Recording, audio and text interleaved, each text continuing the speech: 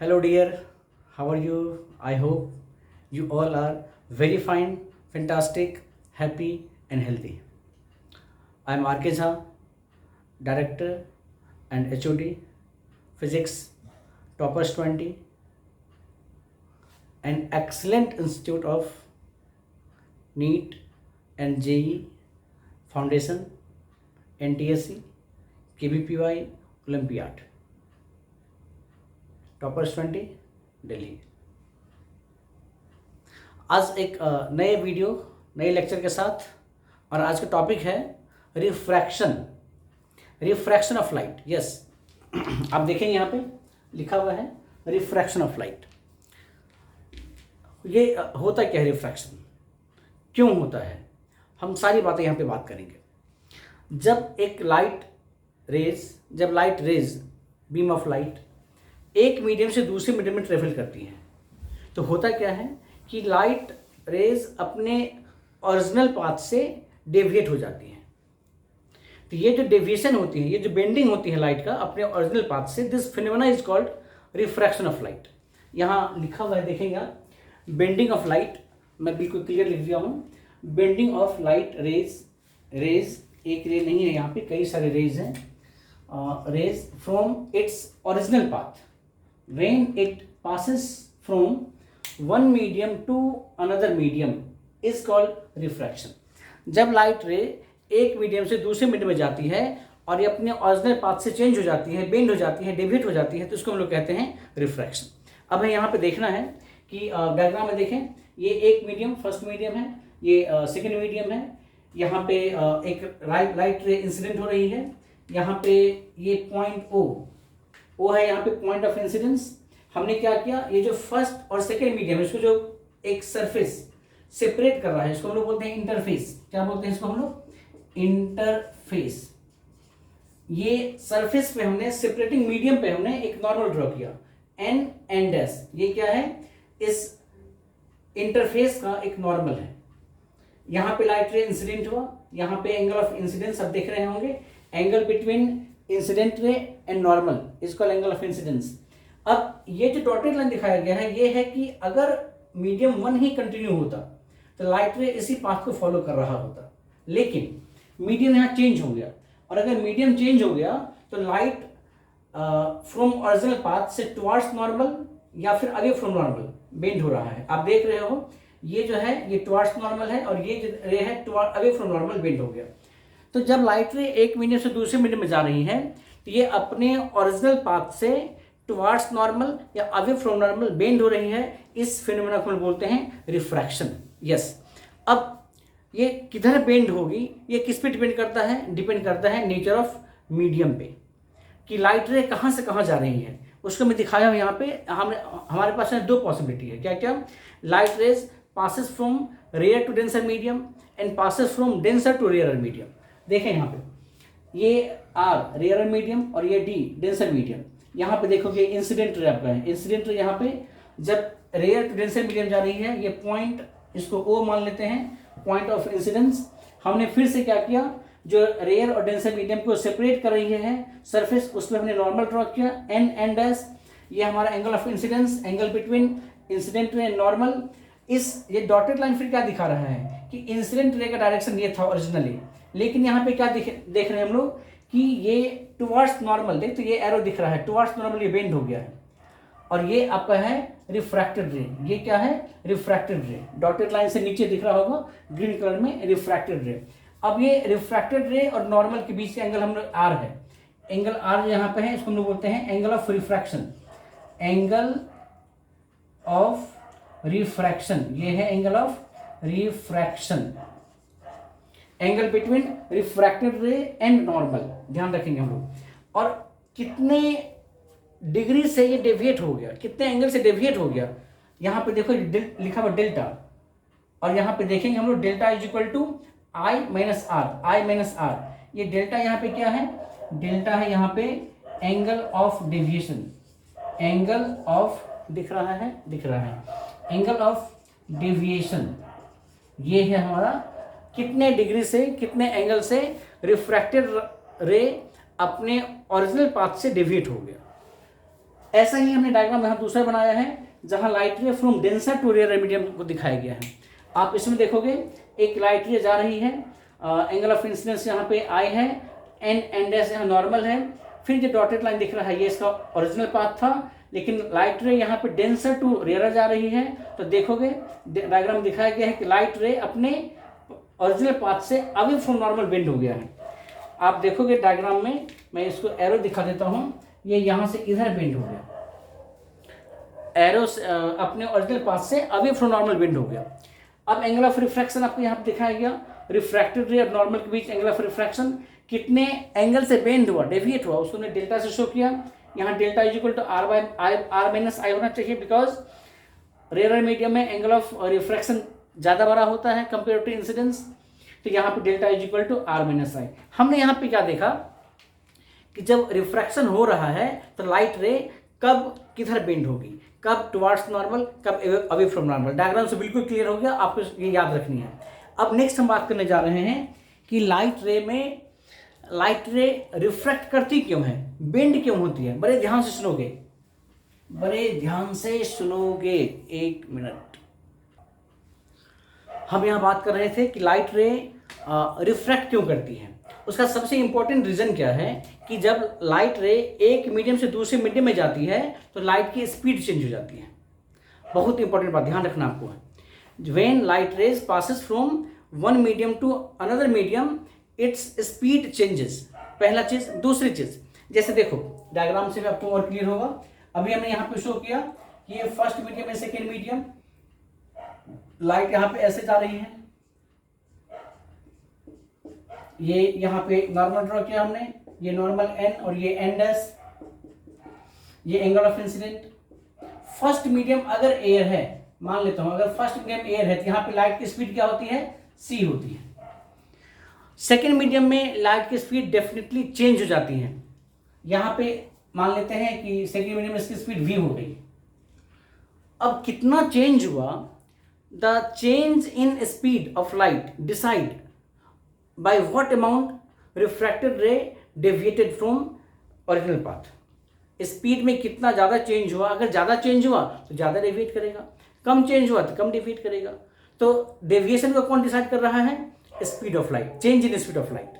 तो अगर आपसे जो पूछे कि why light shows refraction, why light shows bending from original path, क्या जवाब देंगे हम लोग, सिंपल सा answer, when light rays travels from one medium to another medium speed changes, hence it shows deviation. Simple सी बात। ओके, यहाँ पे आई, यहाँ पे मान लो ये ऐसे डेविएट हो गई, यहाँ पे आर, ये वी है। तो कॉज ऑफ रिफ्रैक्शन मेरे ख्याल से आपको समझ में आ गया। चेंज इन स्पीड के कारण से रिफ्रैक्शन होती है। Very very very important. Next चीज हम लोग बात करेंगे यहाँ पे एक प्रॉपर्टी, इसको डायग्राम पर रहने तो डायग्राम नहीं मिटाना है। एक प्रॉपर्टी है आपका रिफ्रैक्टिव इंडेक्स। हम बात कर रहे हैं refractive index, very important property. इसको हम लोग म्यू से रिप्रेजेंट करते हैं। म्यू याद रखेंगे, सिंबल इसका है म्यू। अच्छा, अब ये होता क्या है, देखो रिफ्रैक्टिव इंडेक्स एक काफ़ी अजीबोगरीब प्रॉपर्टी है जो हमेशा पेयर ऑफ मीडियम के लिए डिफाइन की जाती है, सिंगल के लिए नहीं डिफाइन की जाती है। हमेशा किसके लिए डिफाइन की जाती है, पेयर ऑफ मीडियम के लिए। सिंगल की बात करेंगे तो हम सिर्फ ये कह सकते हैं कि एयर या वैक्यूम, इसके लिए रिफ्रैक्टिव इंडेक्स की वैल्यू 1 मानी जाती है। एयर या वैक्यूम के लिए रिफ्रैक्टिव इंडेक्स की वैल्यू क्या होती है, 1 मानी जाती है। रिफ्रैक्टिव इंडेक्स हमेशा एक वैल्यू ही होता है, ये एक नंबर ही होता है, ये यूनिटलेस, इसकी कोई यूनिट नहीं होती है। तो एयर या वैक्यूम के लिए हम लोग रिफ्रैक्टिव इंडेक्स की वैल्यू क्या मानते हैं, 1 मानते हैं। बाकी किसी भी मीडियम की बात कर लेंगे तो वो डेफिनेटली किसी न किसी रिस्पेक्ट में बात की जाती है, वहाँ पे हमें पेयर ऑफ मीडियम की बात करनी होती है। ध्यान से समझेंगे हम लोग।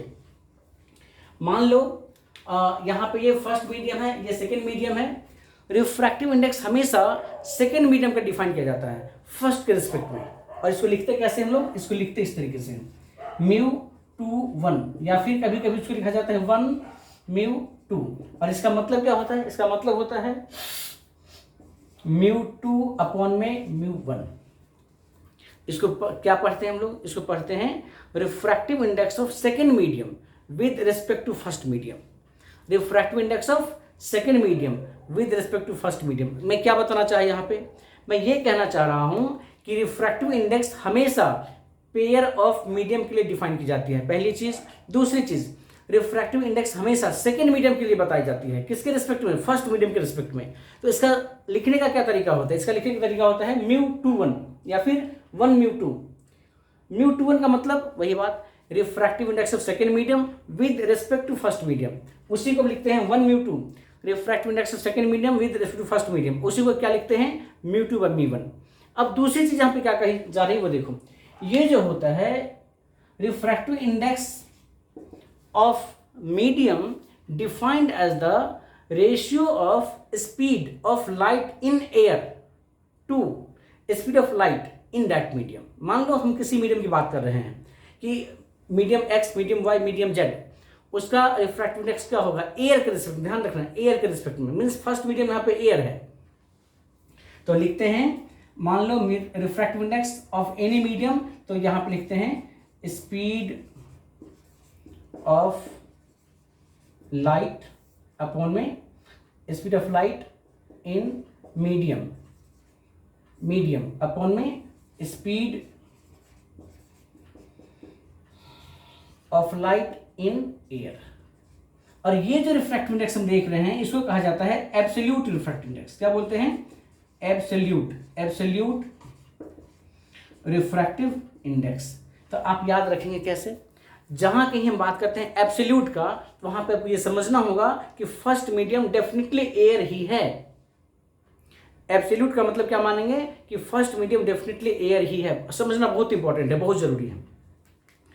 तो किसी मीडियम का एब्सोल्यूट रिफ्रैक्टिव इंडेक्स का मतलब क्या होगा? कि एयर या वैक्यूम में लाइट की स्पीड अपॉन उस मीडियम में लाइट की स्पीड, ये जो दो स्पीड का रेशियो हो रहा है इसको हम लोग कहते हैं रिफ्रैक्टिव इंडेक्स।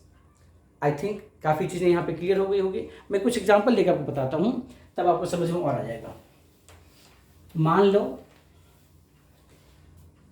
ये फर्स्ट मीडियम एयर है और सेकेंड मीडियम यहाँ पे हम ले रहे हैं ग्लास। सेकेंड मीडियम यहाँ पे क्या ले रहे हैं हम लोग? ग्लास ले रहे हैं, ग्लास। तो यहाँ पे क्या लिख सकते हैं? Absolute refractive index of glass. इसको हम लोग μg से रिप्रेजेंट करते हैं। तो μg इक्वल टू क्या होना चाहिए? Speed of light in first medium, तो फर्स्ट यहाँ पे एयर है तो उसको लिखते हैं c, अपॉन में speed of light in glass उसको लिखते हैं v। तो यहाँ पे μg इक्वल टू क्या हो जाएगा? c/v। इसका मतलब ये हो जाएगा कि velocity of light in glass, ये जो vg लिख सकते हैं, मान लो vg यहाँ लिख दिया, तो vg इक्वल टू क्या होना चाहिए? ये होना चाहिए c अपॉन में म्यू ऑफ ग्लास। मतलब ये कि लाइट रे जब एक मीडियम से दूसरे मीडियम में जा रही है तो स्पीड चेंज होती है। ठीक है, बिल्कुल सही। तो सेकेंड मीडियम में जो स्पीड है with respect to first medium, उसका जो रेशियो निकालेंगे हम लोग, इससे क्या पता चलता है हमें? सेकेंड मीडियम का refractive index with respect to first medium. Okay, ये हुआ ग्लास का। अब आपको याद रखना होगा कि μg ग्लास का जो एब्सोल्यूट रिफ्रैक्टिव इंडेक्स है वो है कितना? 3/2। ये होता है 3/2, इसको हम लोग 1.5 भी कहते हैं। इसी तरीके से याद रखिएगा आप लोग, रिफ्रैक्टिव इंडेक्स ऑफ वाटर ये होता है आपका 4/3, इट मीन्स 1.33। इसका क्या मतलब हुआ? कि लाइट रे जब एयर से वाटर में जा रही होगी, एयर से वाटर में जा रही होगी, उस समय में लाइट का क्या डेविएशन, कैसे क्या हो रहा है? तो वाटर का जो रिफ्रैक्टिव इंडेक्स होना चाहिए कैसे निकालेंगे हम लोग? Speed of light in air upon में speed of light in water.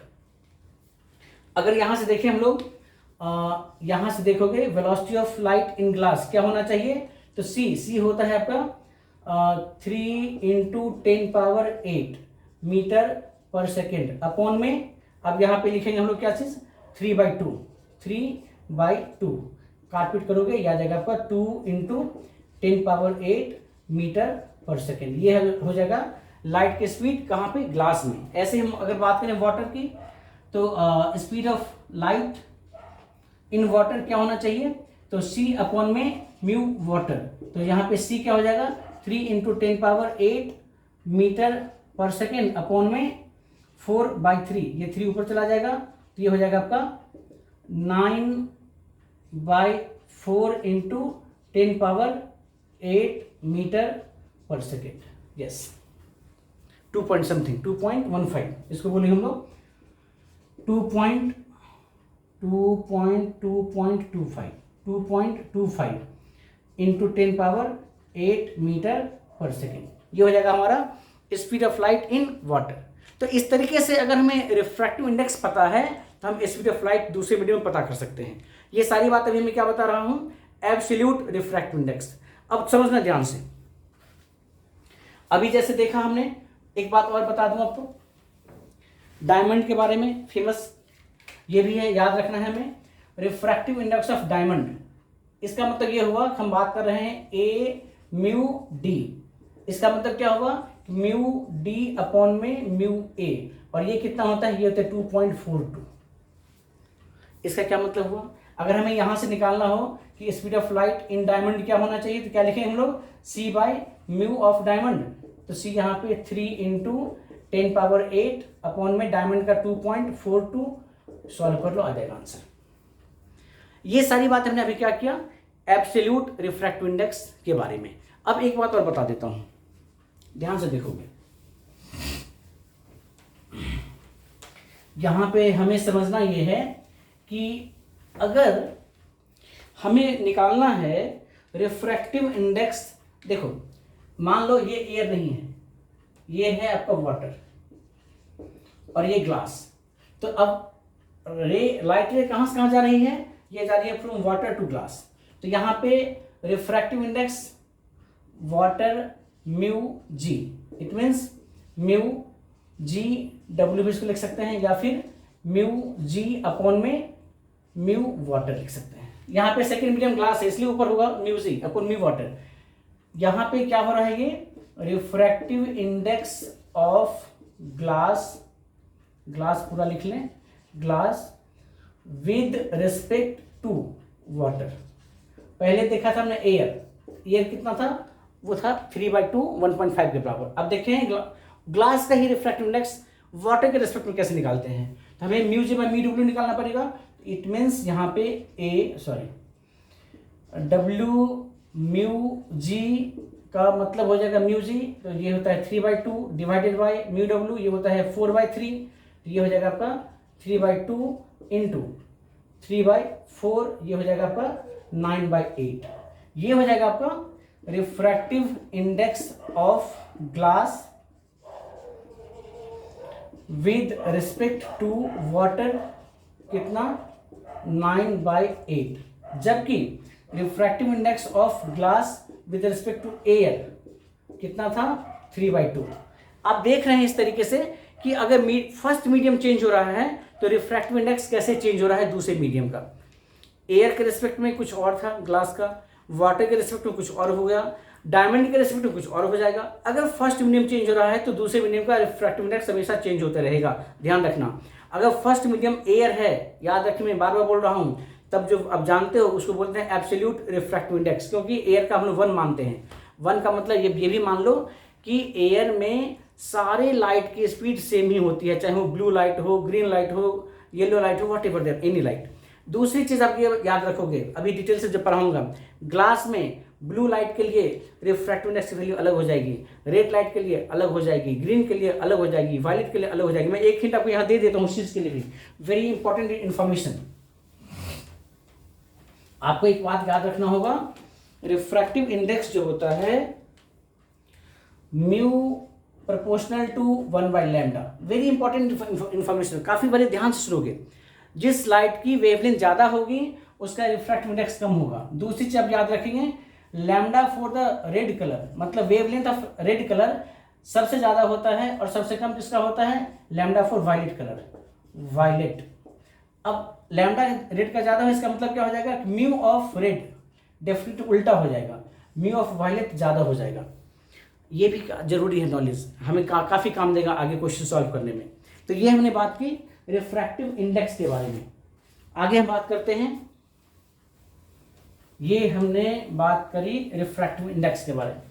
आगे हमें देखना है ये जो रिफ्रैक्शन हो रहा है, तो रिफ्रैक्शन भी एक लॉज को फॉलो कर रहा है। रिफ्रैक्शन रैंडम नहीं हो सकता है, यहाँ एक लॉज को फॉलो किया जा रहा है। तो यहाँ पे लॉज क्या होता है, हम लोग बात करने वाले हैं लॉज ऑफ रिफ्रैक्शन। ध्यान से देखोगे, laws of refraction, very important. First law जो सारे बच्चे जानते हैं जनरली कि incident ray, normal and refracted rays all are lie in same plane. सारे हमेशा एक ही प्लेन में होते हैं। क्या क्या चीज़, incident ray, normal and refracted ray. First line तो यही है, all are in same plane. मैं लिख देता हूं, इंसिडेंट रे,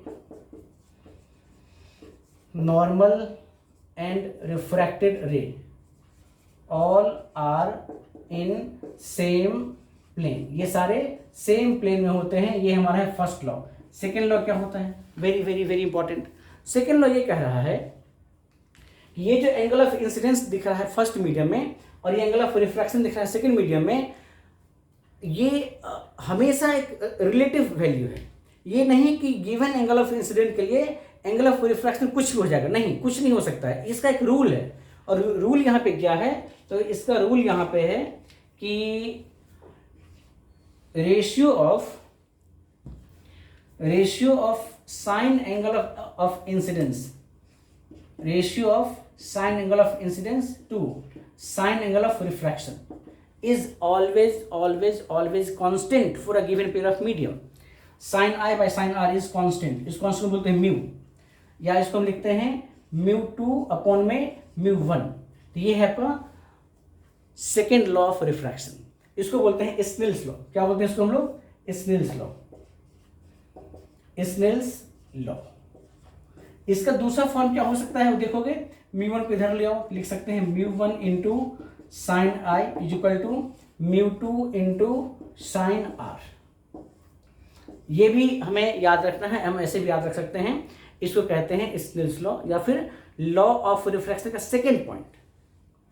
इस पे बेस्ड काफ़ी सारे क्वेश्चंस हमारे पास हो सकते हैं, काफ़ी इंफॉर्मेशन हमारे पास हो सकते हैं। मैं चाहता हूँ कि एक आध क्वेश्चन भी आपको यहाँ बता दूँ ताकि कॉन्सेप्ट और क्लियर हो जाए।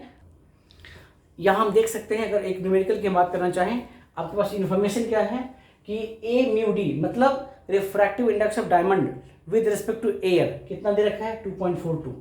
ए म्यू जी ग्लास का रिफ्रैक्टिव इंडेक्स कितना है एयर के रिस्पेक्ट में, 1.51।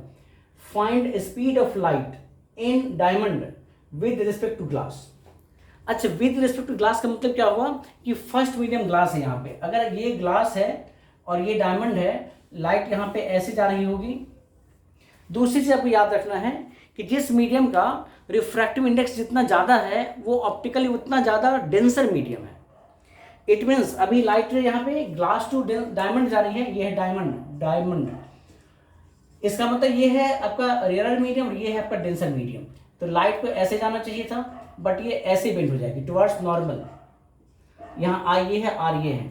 यहाँ पे लाइट की स्पीड वी जी मान लेते हैं और यहाँ पे लाइट की स्पीड वी डायमंड मान लेते हैं। तो हमने क्या पढ़ा था अभी कि refractive index of diamond with respect to glass, तो म्यू डायमंड अपॉन में म्यू ऑफ ग्लास क्या होना चाहिए, velocity of glass upon velocity of diamond. अब यहां से हमें निकालना है कि डायमंड की स्पीड क्या है, डायमंड में लाइट की स्पीड क्या होगी। तो क्या लिख सकते हैं, v diamond is equal to v g into mu g upon में म्यू ऑफ डायमंड। तो क्या हो जाएगा ये 1.51 into mu g v g मतलब होता था ग्लास में लाइट की स्पीड। अभी हमने पीछे निकाला था, कितना था वो था 2 इंटू 10⁸ मीटर पर सेकेंड। ये वी जी है इंटू म्यू जी कितना होगा, म्यू जी यहाँ पे दे रखा है 1.51 अपन में म्यू डायमंड कितना होगा 2.42। इसको सॉल्व कर लीजिए, आपका आंसर आ जाएगा। यहाँ मैं बताने चाहूँ न्यूमेरिकल कि अगर आपसे इंफॉर्मेशन म्यू दे रखा हो तो हम लाइट स्पीड कैसे डिटरमाइन कर सकते हैं। वेरी गुड, बहुत बढ़िया। अच्छा सुनो, एक बात और बता दूं आप लोगों को, एक बात और आपको यहाँ पे गिवन है कंडीशन कि लाइट रे एयर टू ग्लास जा रही है। देखो यहाँ पे light ray going from air to glass और यहाँ पे एंगल ऑफ इंसिडेंस 45 डिग्री है। आपसे पूछा जाए कि एंगल ऑफ रिफ्रैक्शन क्या होना चाहिए, जबकि गिवन है कि ग्लास का रिफ्रैक्टिव इंडेक्स यहाँ पे 1.5 है। अब देखो हम यहाँ स्नेल्स लॉ कैसे यूज कर रहे हैं। हमें पता है यहाँ पे कि according to Snell's law sine i upon में sine r is equal to mu 2 upon में म्यू 1। म्यू 2 यहाँ पे क्या हो जाएगा, म्यू ऑफ ग्लास अपॉन में म्यू ऑफ एयर। तो यहाँ से हमें क्या निकालना है, साइन आर। ठीक है, हमें ये पता है यहाँ से कि sine i means 45 degree upon में साइन आर का मतलब म्यू जी यहाँ पे 1.5 अपन म्यू ए तो 1 हो जाएगा। तो यहाँ से हम देखेंगे कि sine r is equal to क्या होना चाहिए, तो ये हो जाएगा साइन 45 का मतलब होता है 1/√2। याद रखिए आप 1/√2 अपॉन में 1.5। आप इसको क्रॉस मल्टीप्लाई कर सकते हो ऐसे, तो हमें साइन आर का मतलब, चलो आपको कन्फ्यूजन थोड़ी सी हो सकती है, इसको हटाओ। यहाँ पे लिखना है हमें sine i by sine r is equal to 1.5/1। Cross multiply कर लेंगे हम लोग, sine i is equal to 1.5 into sine r. तो यहाँ से हमें साइन आर निकालनी है, कैसे करेंगे, तो साइन आई अपॉन में 1.5। साइन आई कितना होता है 45, साइन 45 डिग्री होती है 1/√2, पता होना चाहिए आपको। ये 1/√2 इंटू 1.5 इज इक्वल हो जाएगा आपका साइन आर। तो यहाँ से हम क्या देखेंगे कि अगर ये जो वैल्यू आपको निकलेगा, जब उसको आप ट्रिगोनोमेट्रिकल टेबल में देखोगे तो यहाँ पे आ जाएगा आर की value, r is equal to 28 degree. ये जो एंगल ऑफ रिफ्रैक्शन यहाँ पे देखा वो कितना है, 28 डिग्री। ऑब्वियस है, हम जानते हैं कि जब लाइट रे रेयर टू डेंसर मीडियम जाती है तो टुवार्ड्स नॉर्मल वो बेंड हो जाती है, तो वहाँ एंगल ऑफ रिफ्रैक्शन ऑटोमेटिकली कम हो जाएगा। तो इस तरीके से हम लोग यहाँ पे स्नेल्स लॉ पे बेस्ड न्यूमेरिकल को देख सकते हैं। बस आज की क्लास इतना ही। आज हमने रिफ्रैक्शन के रिगार्डिंग सारी बातें बताया। अगले क्लास में बताएंगे हम लोग refraction through glass slab, refraction through prism, refraction through lens, ये सारी बातें अगले वीडियो में बताएंगे आप लोगों को। तो आज के लिए बस इतना ही। वंस अगेन ये कहना चाहूँगा कि अगर ये वीडियो आपको अच्छा लग रहा हो तो मेरे वीडियो को लाइक ज़रूर करें, चैनल को सब्सक्राइब जरूर करें और शेयर जरूर करें। आप लोग बहुत कंजूसी करते हो, सब्सक्राइब नहीं कर रहे हैं और शेयर भी नहीं कर रहे हैं, थोड़ा मेरा भी हौसला बढ़ाओ। ओके, थैंक यू, जय हिंद।